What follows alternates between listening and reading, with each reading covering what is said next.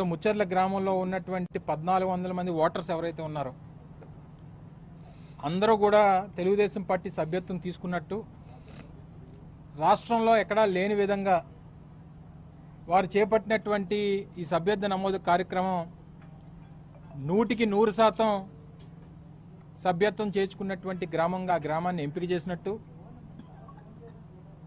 ఆ గ్రామానికి వారు విచ్చేసి అక్కడ ప్రజలకు ఏదో కృతజ్ఞతలు చెప్పడమో లేదా వారి పార్టీ సమావేశం పెట్టుకుంటున్నట్టుగా కొన్ని ప్రధానమైనటువంటి వారి పత్రికల్లో ఈనాడు అలాగే ఆంధ్రజ్యోతి పత్రికల్లో చూడడం జరిగింది. సరే, ప్రజాస్వామ్యంలో ఏ రాజకీయ పార్టీతో ఎవరు ఉండాలనేటువంటిది ప్రజల తాలూకా నిర్ణయం.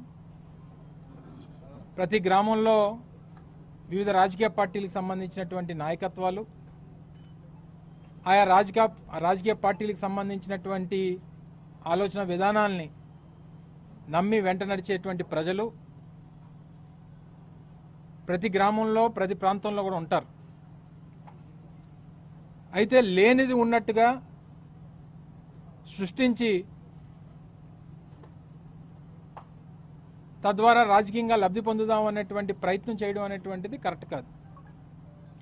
ఎందుకంటే గడిచినటువంటి ఎన్నికల్లో, స్థానిక సంస్థల ఎన్నికల్లో 2021లో జరిగినటువంటి పంచాయతీ ఎన్నికల్లో కానివ్వండి, లేదా తర్వాత అదే సంవత్సరంలో తర్వాత జరిగినటువంటి ఎంపీటీసీ ఎన్నికల్లో కానివ్వండి, లేదా 2019లో మా పార్టీ అభ్యర్థి అప్పుడు గెలిచినప్పుడు వచ్చినటువంటి ఓట్లు చూసినప్పుడు కానీ, లేదా మొన్న 2024లో మా పార్టీ అభ్యర్థి ఓడిపోయినప్పటికీ వచ్చినటువంటి ఓట్ల శాతం చూస్తే కానీ ఎక్కడ కూడా వన్ సైడెడ్ తీర్పు అనేటువంటిది వైఎస్ఆర్ కాంగ్రెస్ పార్టీకి వ్యతిరేకంగా ఇచ్చినటువంటి సందర్భాలు ఎప్పుడూ లేవు.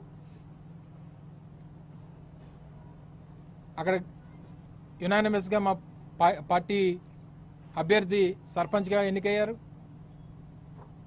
అందులో ఉన్నటువంటి 10 మంది వార్డు మెంబర్లు యునానిమస్గా మాకు ఎంపికయ్యారు. తర్వాత జరిగినటువంటి ఎంపీటీసీ ఎన్నికల్లో మా పార్టీ సింబల్ మీద గెలిచినటువంటి ఎంపీటీసీ ఎన్నికయ్యారు.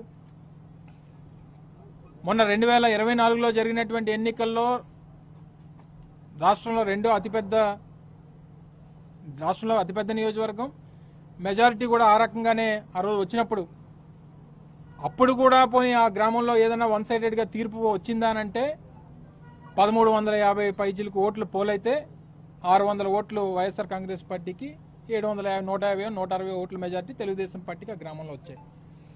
మా పార్టీకి సంబంధించినటువంటి ఆ గ్రామ సర్పంచ్ గారు కానీ, ఎంపీటీసీ గారు కానీ, వైస్ ప్రెసిడెంట్ గారు కానీ, వార్డు మెంబర్లు కానీ, మాజీ ఎంపీటీసీ, మాజీ సర్పంచ్ గారు అందరితో పాటు ఆ గ్రామంలో వైఎస్ఆర్ కాంగ్రెస్ పార్టీకి సంబంధించినటువంటి ముఖ్య కార్యకర్తలు అందరూ కూడా ఇక్కడే ఉన్నారు.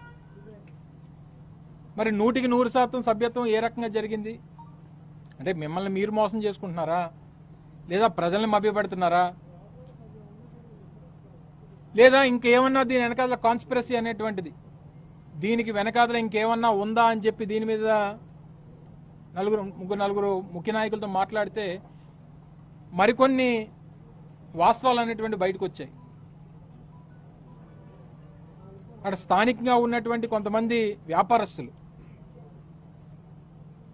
గడిచినటువంటి 6 నెలలుగా చేస్తున్నటువంటి ఇల్లీగల్ యాక్టివిటీస్ మీ అందరికీ తెలుసు. 2024 ఎన్నికలు అయిపోయిన తర్వాత ఎక్కడికక్కడ పేకాట క్లబ్బులు కానీ, ఎక్కడికక్కడ బెల్ట్ షాపులు కానీ, ఎక్కడికక్కడ ఏవైతే ఇల్లీగల్ యాక్టివిటీస్ అనేటువంటివి ఏ రకంగా రాష్ట్ర వ్యాప్తంగా కొనసాగుతూ ఉన్నాయనేటువంటిది మనం చూస్తూ ఉన్నాం.